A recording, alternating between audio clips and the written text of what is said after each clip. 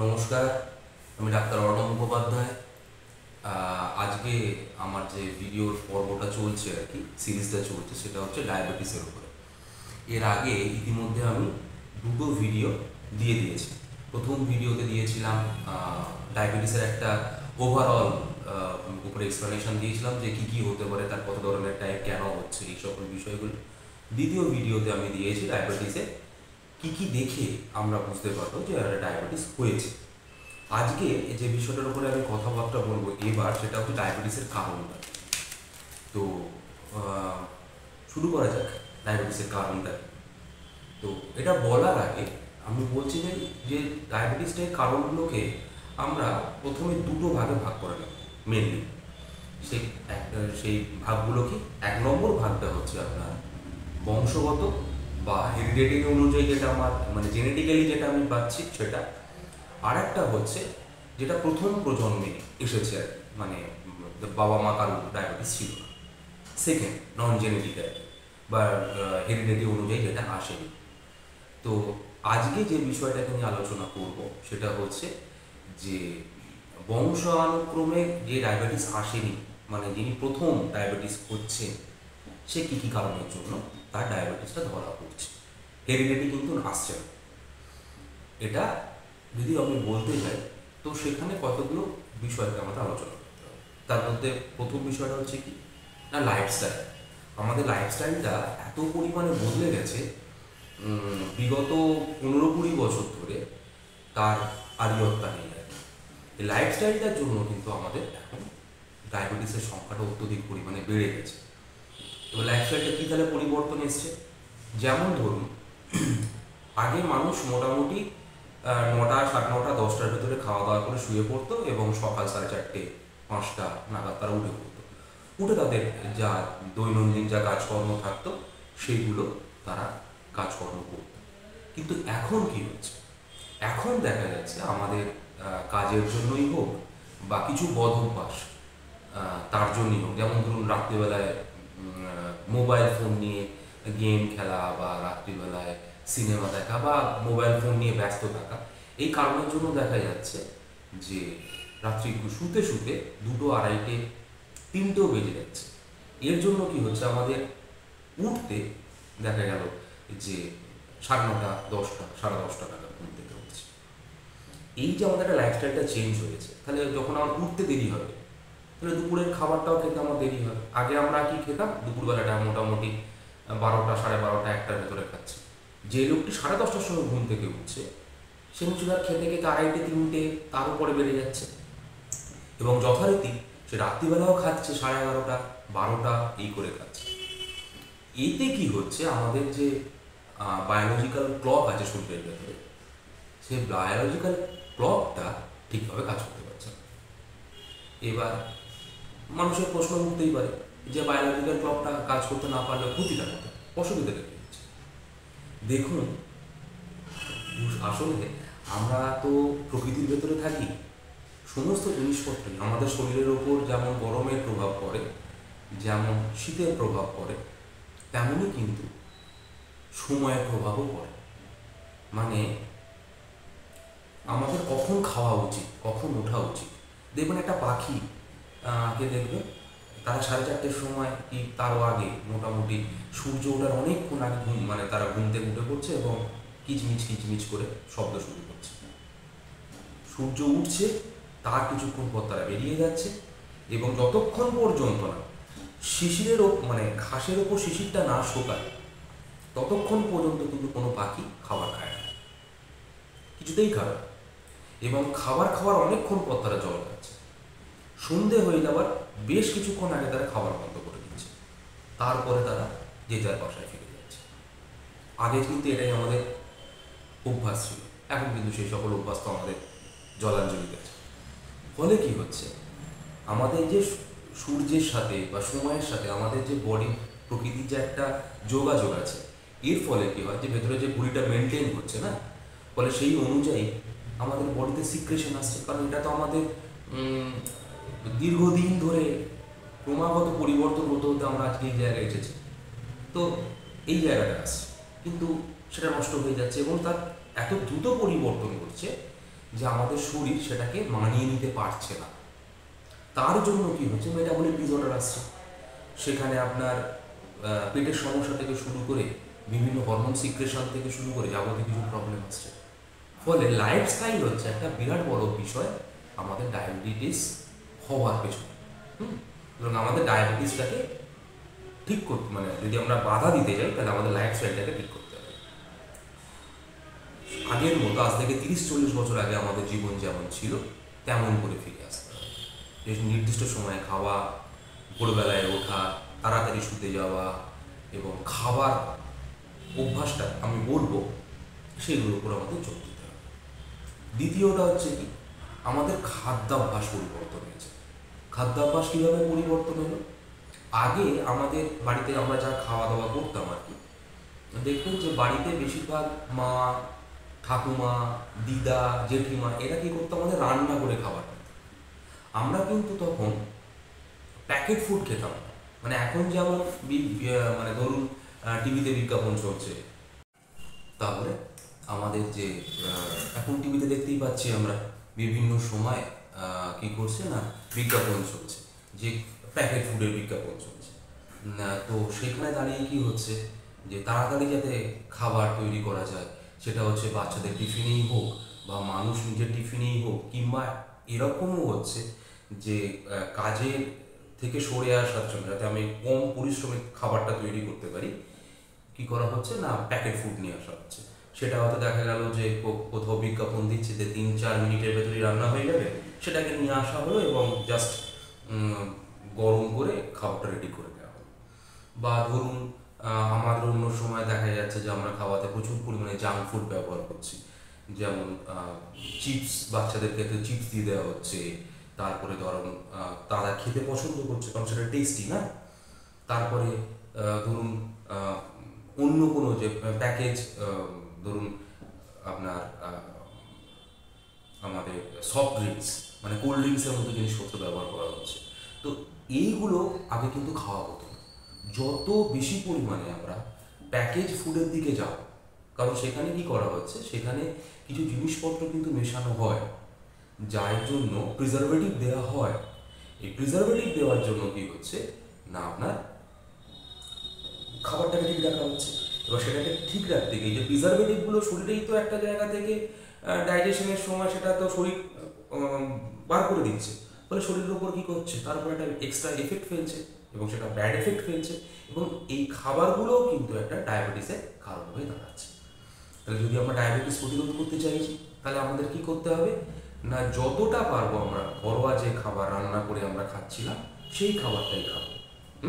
যতটা পারবো প্যাকেট যে ফুডগুলো আছে সেই ফুডগুলোকে আমরা সরিয়ে রাখবো, সেগুলো আমরা খাবো না। 3 নম্বর হচ্ছে যে আপনার চিনির ব্যবহার।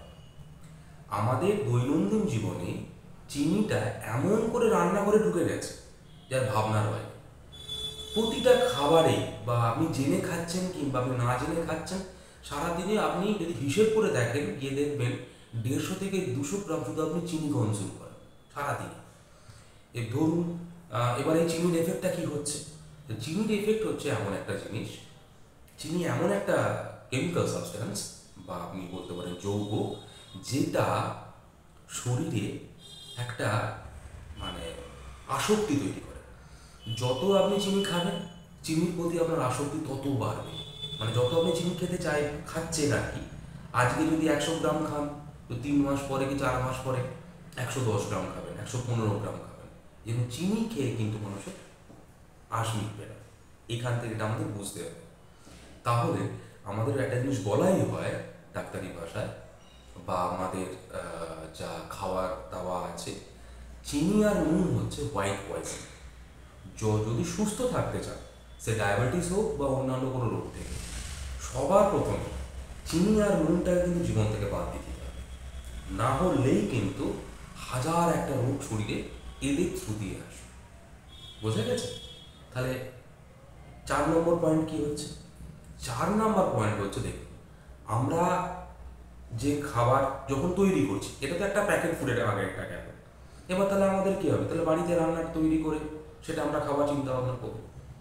কিন্তু সেই রান্না খাবার, এগুলোতে আমরা আনাজ, সবজি যাই বলেন না কেন, মাছ, মাংস, ডিম যাই বলেন না কেন, যেটা নিয়ে আসা হচ্ছে, সেগুলো তৈরি করতে গিয়ে এত বেশি পরিমাণে ওষুধ ব্যবহার করা হচ্ছে, বা সেখানে ফার্টিলাইজার ব্যবহার করা হচ্ছে, বা সেখানে পেস্টিসাইড ইউজ করা হচ্ছে, সেইগুলো কিন্তু খাবারের ভেতরেই থেকে যাচ্ছে।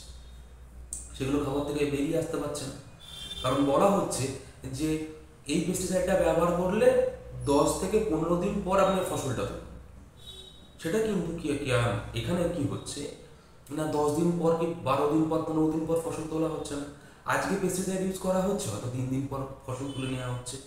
ফলে ফসলের ভেতরে ওই যে পেস্টিসাইডের একটা বাজে এফেক্ট ছিল সেটা কিন্তু রয়ে যাচ্ছে, সেটাই আমরা কনজিউম করছি। কনজিউম যখন করছি, তাহলে সেগুলো কি হবে, শরীর থেকে যখন বেরিয়ে যাবে, কার থ্রু দিয়ে বেরোবে, লিভারের থ্রু দিয়ে বেরোবে। মানে লিভারটা হ্যাম্পার হচ্ছে, এবং লিভার কি বলা হচ্ছে, লিভারকে আমাদের কেমিক্যাল ফ্যাক্টরি বলা হয়। এবার কেমিক্যাল ফ্যাক্টরি যখন লিভারটা বেরিয়ে, তাহলে আলটিমেটলি কি হবে, পেস্টিসাইডগুলো ঢুকছে, প্রিজারভেটিভগুলো ঢুকছে, এগুলো কে সরাবে, লিভার সরাবে। তাহলে লিভার কিন্তু প্রচণ্ড পরিমাণে ক্ষতিগ্রস্ত হচ্ছে। এইখান থেকেও কিন্তু আলটিমেটলি ডায়াবেটিস আসছে। যদি কখনো আপনারা আমার প্রথম যে ভিডিওটা পার্ট 1 যে আমি দিয়েছিলাম, সেটা যদি দেখেন, সেখানে পরিষ্কার বুঝতে পারবেন যে এই কথাটা আমি কেন বললাম, যে লিভারের ফাংশনটা কী ছিল আমাদের ডাইজেশনে, আমাদের ডায়াবেটিসের ক্ষেত্রে, সেই সমস্ত কিছু আমি সেখানে কিন্তু বলেছি।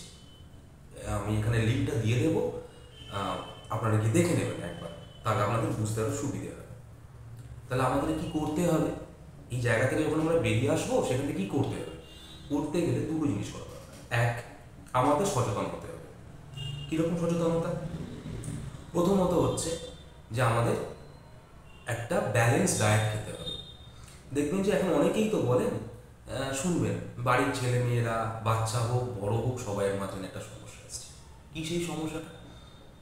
না, সবাই সব জিনিসটা এখন খায় না, কিন্তু সবার জিনিস তো একটা আমার শরীরে প্রয়োজন আছে না, তো সবাই সব জিনিসটা খায়।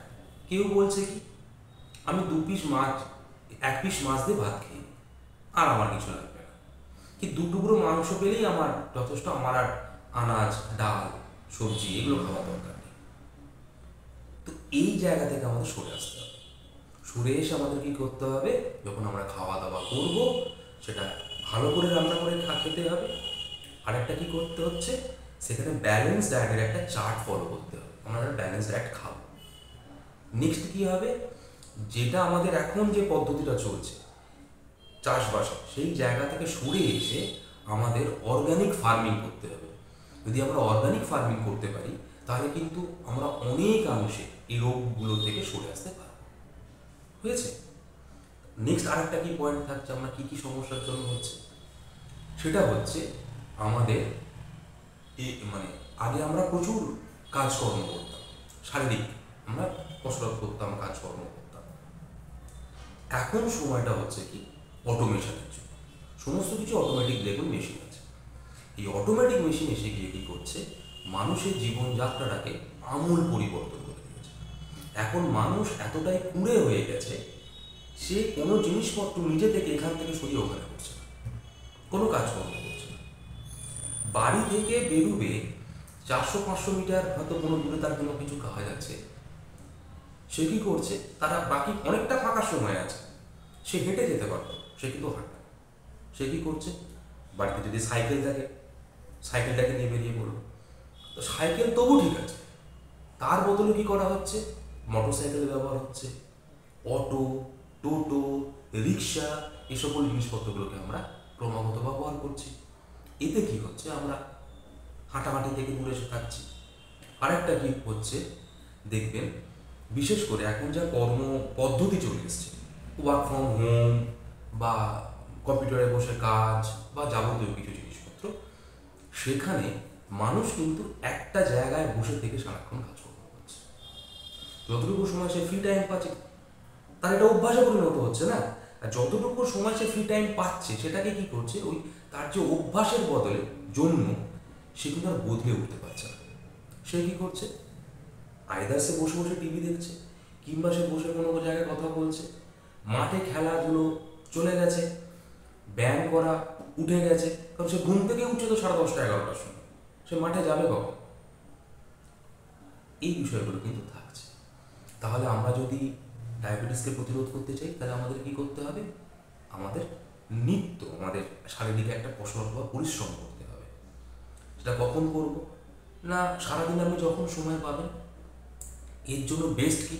ধরুন আমার পক্ষে হয়তো দেখা গেল যে স্কিপিং করা সম্ভব না, আমার পক্ষে হয়তো দেখা গেল যে ওয়েট লিফটিং করা সম্ভব না, আমার ডন বৈঠক করা সম্ভব না। তাহলে আমি কি করতে পারি? আমি হাঁটতে তো পারি। আমি 45 মিনিট ঘড়ি ধরে হাঁটবো, সেটা সকালে হোক বা সন্ধে হোক, যখন হোক ঘড়ি ধরে আমি 45 মিনিট হাঁটবো। এবং কতদূর পর্যন্ত হাঁটবো? এই যে 40 মিনিট বা 45 মিনিট হচ্ছে, যদি আমার শরীর সাপোর্ট করে, ধরুন আমার কোনো চেস্ট পেন হচ্ছে, আমার হার্টের কোনো সমস্যা আছে যেখানে আমি অতদূর হাঁটতে পারছি না, সেটা পরের প্রশ্ন। বা আমার পায়ে আর্থ্রাইটিস আছে, আমার বাত, তার জন্য আমি হাঁটতে পারছি না, সেটা পরের প্রশ্ন আছে। যদি আপনার শরীর সুস্থ থাকে, যদি আপনি হাঁটতে পারেন, তাহলে কিন্তু আপনাকে 40 থেকে 45 মিনিট হাঁটতে হবে। এবং সেটা স্পিড থাকবে কীরকম? না, 40 থেকে 45 মিনিটের ভেতরে আপনাকে 3 থেকে 3.5 কিলোমিটার হাঁটতে হবে। যখনই আপনি 3 থেকে 3.5 কিলোমিটার হাঁটবেন, তখন কি সুবিধাটা কী হবে? না, আপনার শরীরের ব্লাড ফ্লোটা মেনটেন করছে, শরীর বিভিন্ন জায়গা দিয়ে রক্ত প্রবাহটা বাড়বে। দ্বিতীয় হচ্ছে কি, কিছুটা আপনার ঘাম ঝরবে, বা আমরা যে খাবারটা খেলাম সেই খাবারটা এখন হজম হতে সাহায্য করবে। 3 নম্বরটা কি থাকবে? আমাদের পেশিগুলো সচল থাকবে, তাই না? এক্সারসাইজটা কিন্তু আমাদের জীবনে একদম বাধ্যতামূলক। যদি আমরা প্রতিদিন এইভাবে এক্সারসাইজ করে যাই, 40 মিনিট, 45 মিনিট, 1 ঘন্টা যদি আমরা হাঁটি, তাহলে কিন্তু আমরা ডায়াবেটিস থেকে অনেকটাই সরে থাকতে পারবো। বোঝা গেছে? তো এইগুলো কিন্তু আমাদের ডেইলি লাইফ, আমি যেগুলো বলছি এগুলো আমি কিন্তু মেনটেন করি। এবার আপনাদের বিষয় আপনারা কতটা করে উঠতে পারেন। আমরা কিন্তু প্রতিজন ডাক্তার দেখুন এগুলো বলে থাকি, আপনারা কতটা মেনটেন করছেন সেটা কিন্তু আপনাদের উপরে পার্ট থাকছে। এরপরে আরও কিছু সিস্টেম থাকে, যেমন ধরুন এখন যেটা হচ্ছে সেটা হচ্ছে আপনার স্ট্রেস, মেন্টাল স্ট্রেস। এবং মেন্টাল স্ট্রেসটা এমন জায়গায় পৌঁছেছে যে তার বলার বাইরে। এবং সেই স্ট্রেসটা কিন্তু বিগত 15-20 বছর ধরে মানুষের জীবনের একটা অঙ্গাঙ্গিকভাবে জড়িয়ে পড়েছে।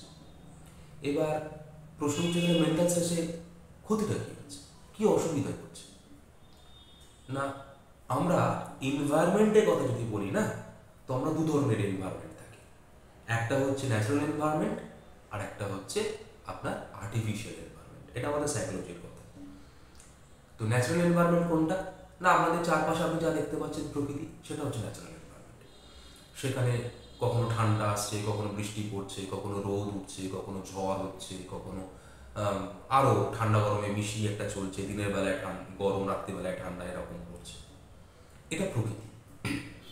এর মাঝখানে কিন্তু মানুষ দীর্ঘদিন ধরে বাস করে এসছে। ফলে কি হচ্ছে, এর পরিবর্তনে, মানে বাইরের আবহাওয়ার পরিবর্তনে মানুষের শরীর কিন্তু কমই খারাপ হয়, কারণ সে কিন্তু সেই জায়গায় অভ্যস্ত। কিন্তু যে আর্টিফিশিয়াল এনভায়রনমেন্ট আছে, সেটা হচ্ছে ইন্টারপার্সোনাল রিলেশনশিপ। কীরকম? না, আর্টিফিশিয়াল এনভায়রনমেন্ট কোথায়? মানে আপনি তো সবসময় বাইরে থাকছেন না, আপনি যেখানে মেলামেশা করছেন, সেটা আপনার কর্মক্ষেত্র, সেখানে আপনার পাশের বাড়ির সঙ্গে আপনার কী সম্পর্ক, বাড়ির লোকেদের সাথে আপনার সম্পর্ক কীরকম, বা আপনি কোন জিনিসটার উপর বেশি প্রভাব ফেলছে আপনার মনের ওপরে, এই বিষয়টা কিন্তু থেকে যায়। এবং মানুষ এই যে মানে মানসিক চাপ, এই যে মেন্টাল, মানে আর্টিফিশিয়াল এনভায়রনমেন্টের জন্য কৃত্রিম যে পরিবেশটা মানুষ নিজের পাশে তৈরি করছে, এর যে প্রভাব মানুষের মনের ওপর পড়ছে, সেটা কিন্তু দিনের দিন এত পরিমাণে বেড়ে যাচ্ছে এবং এত ডাইনামিক ওয়েতে আসছে বিভিন্ন জায়গা থেকে, মানুষ আর পেরে উঠছে, মেনটেন করতে পারছে না। ফলে কি হচ্ছে, তার মাথার আর মাথা নেই, এখন তার প্রেশার কুকার হয়ে গেছে। কী করবে? তার ঘুম আসছে না, তার অ্যাংজাইটি সবসময়ের মধ্যে ভুগছে। আর যখন এই স্ট্রেস অ্যাংজাইটির মধ্যে দিয়ে আপনি যাচ্ছেন না, তখন শুধু সেটা আপনার মনের ওপর যে প্রভাব পড়ছে সেটা নয়, আপনার শরীরের ওপর প্রচণ্ড পরিমাণে প্রভাব পড়ে। তার আপনি উদাহরণটা দেখতে পাবেন। যেমন ধরুন আপনার খুব অ্যাংজাইটিতে ভুগছে, দেখবেন আপনার অ্যাসিডিটি হয়ে গেছে, বা আপনার হঠাৎ করে দেখবেন বুকটা ধরপড় করতে শুরু করে, মানে প্যালপিটেশন স্টার্ট হয়ে গেছে। এগুলো কারণটা due to stress. Due to anxiety. আজকের দিনে যদি 100 ভাগ মানে 100টা রোগ হয়, তার 95টা কারণ কিন্তু এই মেন্টাল স্ট্রেস। আর কদিন পরে 20 থেকে 30 বছর পর প্রতিটা মানুষের মানে প্রতিটা বাড়িতে 1 থেকে 2 জন মানসিক রোগী থাকবে, যা পরিবর্তন চলছে যদি এভাবেই চলতে থাকে। ঠিক আছে, তাহলে আমরা কি করব? এই মেন্টাল স্ট্রেস থেকে সরে আসবো কি করে? মানে তো আমরা ডায়াবেটিস কাটাতে পারবো না, কারণ সেটা আমাদের শরীরের মাঝখানে যে মেন্টাল স্ট্রেস কি হচ্ছে, কেমিক্যালের প্রচুর পরিমাণে, আমাদের শরীরটা তো কেমিক্যাল নিয়ে তৈরি না, কখনো কোনোটা পিকোগ্রাম, কোনোটা মাইক্রোগ্রাম, কোনোটা মিলিগ্রাম, এইভাবে আমাদের কেমিক্যালের চেঞ্জ আসছে। এইগুলোকে আমরা কিন্তু চেঞ্জ করে উঠতে পারবো না। তাহলে কি অল্টার্ড হয়ে যাবে, অল্টার্ড হলে কি হবে? আমাদের শরীর খারাপ হবে। তাহলে মেন্টাল স্ট্রেস থেকে আমরা বেরিয়ে আসবো কি করে? না, বেরিয়ে আসার একটা উপায় হচ্ছে আপনি মেডিটেশন করুন, বা আপনার যে অফিসে যে স্ট্রেসটা আছে সেটা অফিসেই ছেড়ে রাখুন, বা কর্মক্ষেত্রে যে স্ট্রেসটা আছে সেটা কর্মক্ষেত্রে ছেড়ে রাখুন। এটা একদিনে হবে না, এটা আপনাকে অভ্যাস করতে হবে। আরেকটা কি হচ্ছে, আপনার নিজেকে সময় দিন। যেমন ধরুন কোয়ালিটি টাইম স্পেন্ড করুন। কীরকম? আপনি আপনার হবি অনুযায়ী কাজ করুন। গাছ লাগাতে ভালো লাগলে গাছ লাগান, গান ভালোবাসলে গান শুনুন, গান গাইতে পছন্দ হলে গান গাইতে পারেন, আপনার বেড়াতে যেতে হলে বেড়াতে যান, বন্ধু বান্ধবদের সাথে একটুখানি গল্প গুজব আড্ডা দিন, বাড়ির সবার সাথে একটুখানি সময় দিন। এইভাবে নিজের সমস্যা লোককে বলুন। ঠিক আছে, না এইভাবে একটা সামাজিক জীব হয়ে আপনারা চলুন। তাহলে কি হবে, যে আপনাদের যে মেন্টাল স্ট্রেসটা ছিল সেটা যখন রিলিফ হয়ে যাবে, তখন আপনার ডায়াবেটিসটাও যেমন দূরে থাকবে, তার আপনার স্বাভাবিক যে জীবনযাপনে আমাদের যে রোগ হওয়ার প্রবাবিলিটি সেটা অনেকাংশে কমে যাবে। তাহলে মেন্টাল স্ট্রেস থেকে আমাদের সরে আসতে হবে। আরেকটা আপনাদের আমি বলে রাখি, সেটা হচ্ছে যে যে লাস্টে যেটা বলছি আর কি, তার জন্য কিন্তু আমরা মানে চিকিৎসক সমাজ বা কসাস মানুষ অনেকটা দায়ী। কীরকম না, এখন মেডিসিন ধরুন আমাদের যেমন আপনার পেস্টিসাইডটা লিভারে থেকে আলাদা হয়ে যাচ্ছে, খাবার থেকে আলাদা হয়ে যাচ্ছে, সেটা লিভার বার করে দিচ্ছে বাইরে, তেমন হচ্ছে কি না, আমরা কি হচ্ছে প্রচুর পরিমাণে এখন ওষুধ নিতে অভ্যস্ত হয়ে পড়েছি। এর কারণটা কি হচ্ছে? এর কারণটা একটাই, কারণ মানুষ এখন যেটা চিন্তা ভাবনা করেছে সেটা সে হচ্ছে খোদার ওপর খোদকারি করবে। সে যখন জন্মেছে সে মরতে কিন্তু চায় না, সে এটাই ভুলে যায় যে জীবনের শেষটা কিন্তু তাকে একদিন এই জীবন মানে দেহ ছাড়তেই হবে। এই দেহ কখনো তা সে ছাড়তে চায় না, তাই না? সে বিভিন্ন ধরনের পথ অবলম্বন করছে কিভাবে এই দেহটাকে সাঁকড়ে বাঁচতে পারে। এটা ফিলোসফিক্যাল কথাবার্তা হয়ে গেল, কিন্তু আপনি ভাবুন এখন কথায় কথায় ছোটোখাটো বিষয় নিয়ে রাশি রাশি ওষুধ প্রয়োগ হচ্ছে মানুষের শরীরে, এবং মানুষ এটা খাচ্ছে। সেটা অ্যান্টিবায়োটিক ফর্মেই হোক, সেটা ভ্যাকসিন ফর্মেই হোক, সেটা আরও অন্যান্য কারণের জন্য। যদি আমরা ওষুধের ব্যবহার কমাতে পারি তাহলে কি হবে? তাহলে আমাদের যে লিভারকে অনেকটা কম কাজ করতে হবে, তার টক্সিক যে সাবস্টেন্সগুলো সে বার করছিল। এভরি ড্রাগস, প্রতিটা ওষুধে কিন্তু পয়জন ছাড়া অন্য কিচ্ছু নয়। তার মাত্রাটা যদি কম বেশি হয়ে যায় তাহলে সেটা পয়জন এফেক্ট করে। তো যেমন একটা ওষুধ খেয়ে আপনি যদি ঘুমান, বেশি ওষুধ খেলে কিন্তু মারা যাবে, তাই না? আপনি যদি একটুখানি চিনি খান আপনার মিষ্টি লাগবে, আপনি যদি বেশি চিনি খেয়ে নেন তাহলে আপনার ডায়রিয়া স্টার্ট হয়ে যাবে। আপনি যদি অল্প নুন নেন স্বাদ মতো ঠিক আছে, যদি বেশি নুন খেয়ে নেন আপনার প্রেশার বেড়ে যাবে। তাহলে প্রতিটা সাবস্ট্যান্সের কি হচ্ছে একটা নর্মাল লিমিট আছে, তার বাইরে আমরা যেতে পারবো না। কিন্তু এখন হচ্ছে কি মানুষ অল্পতেই কনসাস হয়ে যাচ্ছে, সে ভাবছে না এরকম করলে চলবে না, ওটা করতে হবে। ফলে কি হচ্ছে আনওয়াইজ অনেক মেডিকেশন মানে প্রয়োজন নেই এমনও কিন্তু ওষুধ আমাদের শরীরে ব্যবহার হচ্ছে। এইগুলো থেকে আমাদের সরে আসতে হবে। যতক্ষণ পর্যন্ত যতটুকু এবং যতক্ষণ পর্যন্ত ওষুধ না নিলেই নয়, সেটা আমাদের ব্যবস্থা করতে হবে। এবং এইটা কিন্তু ডাক্তারবাবুদের একটা প্র্যাকটিসের মধ্যে পড়ে। উনি বুঝবেন যে কতটুকু দেওয়া আমাদের দরকার। যেমন আমি ধরুন যখন প্রেসক্রিপশন করি আমি কিন্তু একটি ওষুধ ছাড়া লোককে দিই না, যতটুকু প্রয়োজন ততটুকুই দেবো, তার বাইরে দেবো। কেন না, বেশি ওষুধ খাইয়ে লাভ নেই, যতটুকু প্রয়োজন ততটুকুই দাও। যদিও এটা আমাদের হোমিওপ্যাথিক প্রিন্সিপালের মধ্যে পড়ে, তো তাহলে আমরা যদি এটাকে সামারাইজ করি, তাহলে আমরা কি কি দেখতে পেলাম? ডায়াবেটিসটাকে আমরা কী করে শরীর রাখতে পারবো, প্রতিরোধ করতে পারবো যদি সেটা আমাদের জেনেটিক না হয়? প্রথম, আমাদের লাইফস্টাইলটাকে চেঞ্জ করতে হবে। দ্বিতীয়ত, আমাদের খাদ্যাভ্যাস পরিবর্তন করতে হবে। তৃতীয়ত, আমাদের ব্যালেন্স ডায়েট ফলো করতে হবে। 4 নম্বরে, প্যাকেজ যেটা ফুডগুলো আছে সেই জায়গা থেকে সরে আসতে হবে। 5, আমাদের এক্সারসাইজ করতে হবে নিয়মিত।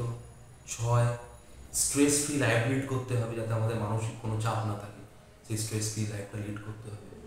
7, কী করতে হবে? আমাদের অযথা ওষুধ ব্যবহার করা চলবে না। 8, কি না, আমাদের অর্গ্যানিক ফার্মিংয়ের দিকে আসতে হবে। ঠিক আছে, এইগুলো যদি করি তাহলে আমাদের শরীরটা অনেকটা সুস্থ থাকবে। যদি আমার এই ভিডিওটা যদি মনে হয় যে একটু ভ্যালু অ্যাড করতে পারলো, আপনার যে সময়টা দিন তাতে ভ্যালু অ্যাড করতে পারলাম, তাহলে সাবস্ক্রাইব করে দিন। যাদের প্রয়োজন হবে, যারা দেখছেন যে এই সমস্যাগুলো আসছে, তাদেরকে এগুলো জানাও যে এগুলো না করলে কিন্তু সমস্যা পড়বে, এগুলো শেয়ার করে দিন। আর পরের ভিডিওগুলোর জন্য চোখ রাখুন, সেখানে আমি বলবো যে ডায়াবেটিসের জন্য কমপ্লিকেশনটা কী হতে পারে। তার প্রধান কারণটা হচ্ছে কি, আর 20 থেকে 25 বছরের মধ্যে মানসিক রোগ এবং ডায়াবেটিস, ক্যান্সার, এই কয়েকটা রোগ থাকছে যেগুলো মানব সভ্যতাকে একদম তছনছ করে দেবে। আগের যে ডিজিজগুলো হতো আজ থেকে 30 বছর আগে, 50 বছর আগে কিংবা 10 বছর আগে, সেই ডিজিজগুলো ছিল ইনফেকশাস ডিজিজ। ইনফেকশন ছিল তার মূলটা কারণ।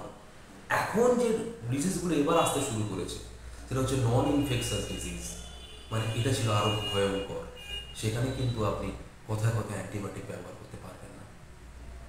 সুতরাং সাবধান থাকুন, সতর্ক হন এবং জীবনযাপনটাকে সঠিকভাবে করুন। টেক কেয়ার, নমস্কার।